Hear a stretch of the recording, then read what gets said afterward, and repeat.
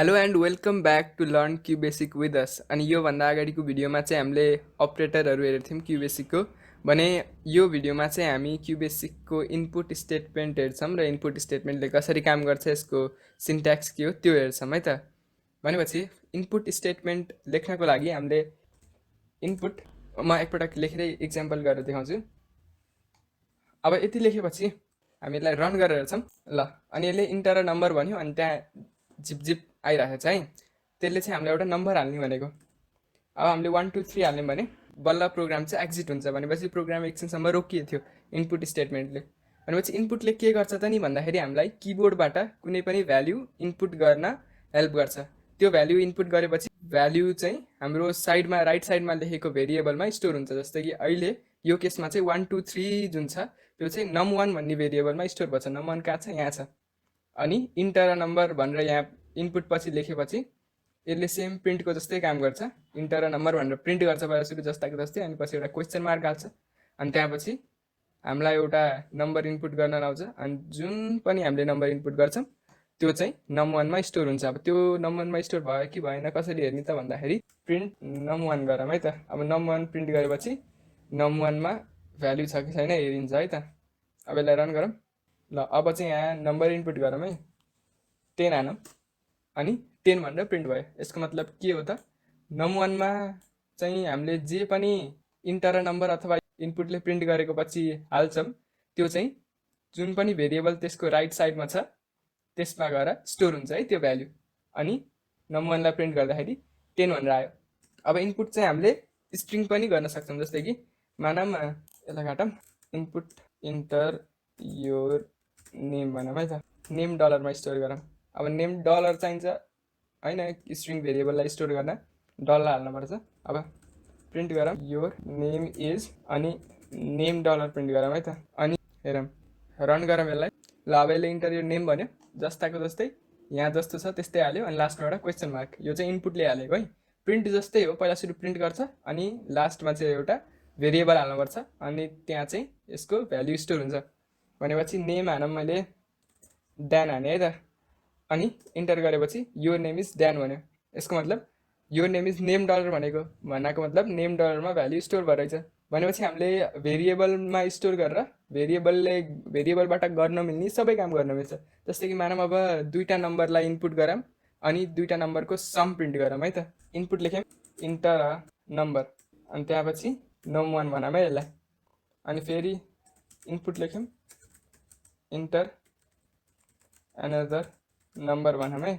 अनि यसलाई चाहिँ num2 दिउँ है यसको नाम, यो भेरिएबल है, num1 num2 variable.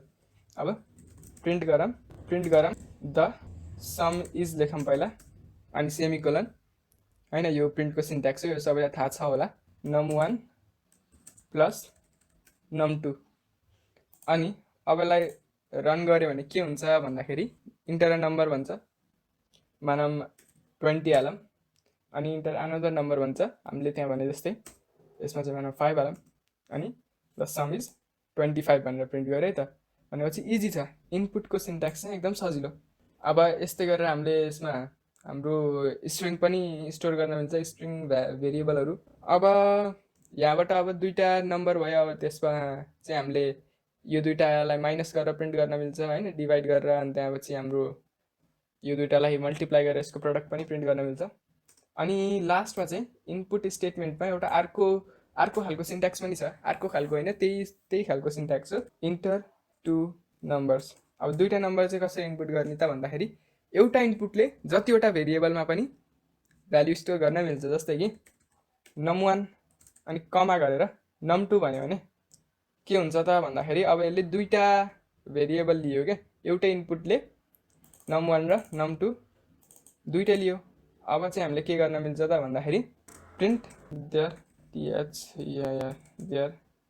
Some is भन्यो, अनि त्यहाँपछि num1 प्लस num2 गऱ्यो है त। अनि यसलाई रन गरौँ ल। अब यसले के भन्यो, इन्टर 2 नम्बर्स भन्यो।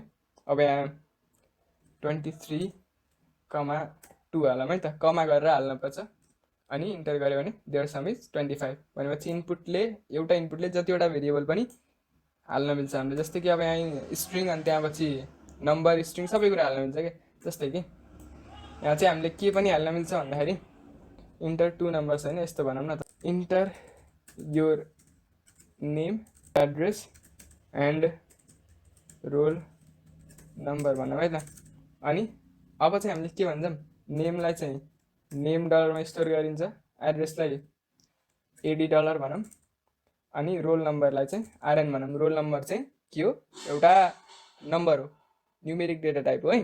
भनेपछि नेम डलर, एडी डलर के को लागि, एड्रेसको लागि, अनि आरएन चाहिँ रोल नम्बरको लागि। भनेपछि अब यसलाई प्रिन्ट गरौँ, प्रिन्ट योर नेम इज भनौँ, अनि त्यहाँपछि नेम डलर गरौँ, अनि त्यहाँपछि फेरि प्रिन्ट योर एड्रेस इज भनौँ, अनि त्यहाँपछि हामी एडी डलर प्रिन्ट गरौँ, अनि त्यहाँपछि प्रिन्टलाई हामीले क्वेसन मार्क पनि लेख्न मिल्छ है। क्वेसन मार्क लेख्यो भने चाहिँ यो प्रिन्ट हुन्छ। यो प्रिन्टको चाहिँ एउटा सर्टकट हो क्या, क्वेसन मार्क लेख्यो अनि त्यहाँपछि इन्टर गऱ्यो है, अनि प्रिन्ट हुन्छ।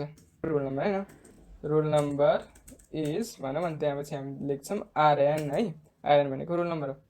भनेपछि अब यसलाई रन गरौँ, अनि रन गरेपछि चाहिँ अब इन्टर यो name address and roll number भन्छ। नेमलाई चाहिँ हामीले चाहिँ क्लासमेट हालौँ, एड्रेसलाई चाहिँ पोखरा हालौँ, र रोल नम्बरलाई चाहिँ 22 हालौँ है त।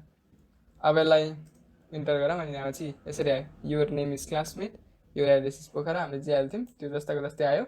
अनि सबै हामीले कमा कमा गरेर हालेको चाहिँ यो सबै यसको करेस्पोन्डिङ भेरिएबलमा स्टोर भयो है त।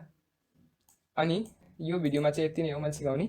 हल्का एक्सर्साइज गर्न मन छ भने त्यो पहिलाको क्वेसनहरू थियो होइन, भेरिएबलको प्र्याक्टिस क्वेसन, त्यो सबलाई चाहिँ इनपुटबाट गऱ्यो भनेपछि, इनपुटबाट गरेपछि चाहिँ हामीले यहाँसम्म पढेको सबै क्लियर भयो भन्ने थाहा हुन्छ है त। ल यति नै भनेर चाहिँ म अहिलेलाई बाई भन्छु है त।